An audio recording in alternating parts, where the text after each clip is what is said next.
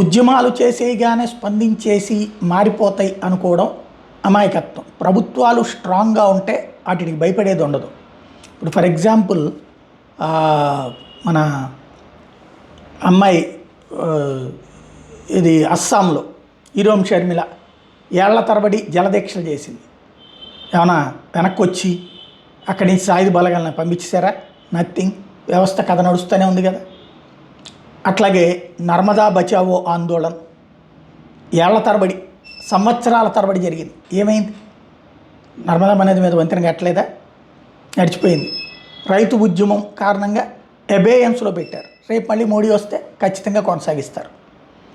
అట్లాగే ఇప్పుడు తాజాగా జరుగుతున్నటువంటి ప్రక్రియ ఏదైతే లడఖ్ ప్రత్యేక రాష్ట్రంగా ప్రకటించాలని కోరుతూ 21 రోజులుగా సోనం వాంగ్ ఆమరణ నిరాదీక్ష చేస్తూ వచ్చాడు. సోనం వాంగ్ చుక్. కాకపోతే కనీసం స్థానికులు ఏ ఒక్కడు సపోర్ట్ చేయలే, పబ్లిక్ సపోర్ట్ చేయలే, ప్రజా సంఘాలు సపోర్ట్ చేయలేదు, ఎవరు సపోర్ట్ చేయలేదు. లడఖ్ ప్రత్యేక రాష్ట్రంగానే ఉంది, కానీ కేంద్రపాలిత ప్రాంతంలో దాన్ని ప్రత్యేక రాష్ట్రంగా డిసైడ్ చేసి ఎన్నికలు జరపాలన్నట్టు. దానికి ప్రజలు ఎవరూ సహకరించలేదు. అక్కడ వాళ్ళకి తెలుసు సరిహద్దుల్లో తమకుండే సమస్య. ఇది పాకిస్తాన్కి సపోర్టింగ్ దీక్ష లాంటిదే అన్నట్టు.